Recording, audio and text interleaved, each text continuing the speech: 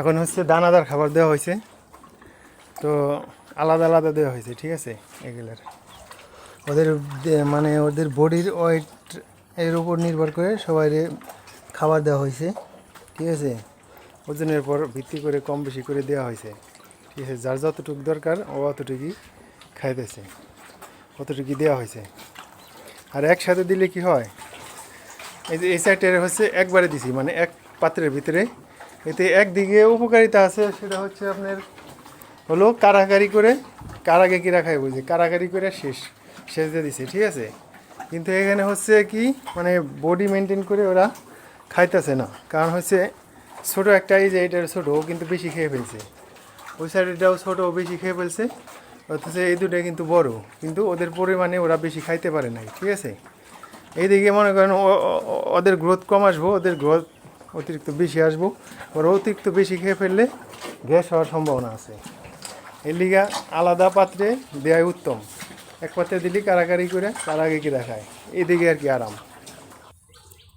ওদের কিন্তু আলাদা করে দেওয়া হয়েছে, ওদের কিন্তু খাইতে টাইম লাগবে, ঠিক আছে। ওরা কিন্তু ধীরে হস্তে খাইবো, কোনো কারাকারি নাই, ঠিক আছে। যার যার ইচ্ছা মতো ধীরে হস্তে, কারণ যার যার খাবার ভাগ করা, ওরা জানে যে আমার খাবার অন্য কেউ খাইবো না, ধীরে হস্তে খাবে, একটু টাইম লাগবে। একসাথেই কিন্তু খাবার দেওয়া হয়েছে, খাবার কিন্তু একসাথেই দেওয়া হয়েছে। এই যে দেখেন, এইগুলো কিন্তু শেষ দিয়ে দিচ্ছে, ঠিক আছে। এই যে ওরাও কিন্তু শেষ দিয়ে দিচ্ছে, এই সাইডে শেষ দিয়ে গেছে গাভী। আর এটা হচ্ছে সার বাছুর, ওকে আলাদা দেওয়া হয়, কারণ গাভী গরুর সাথে সার গরু কোনো দিনও খায় সারতে পারবো না।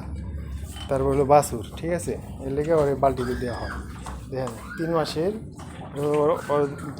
মানে ওর বয়স হচ্ছে 3 মাস।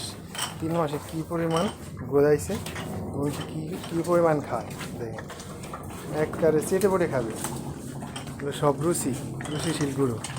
এই যে ওর খাওয়া শেষ, এখন এদিকে এদিকে।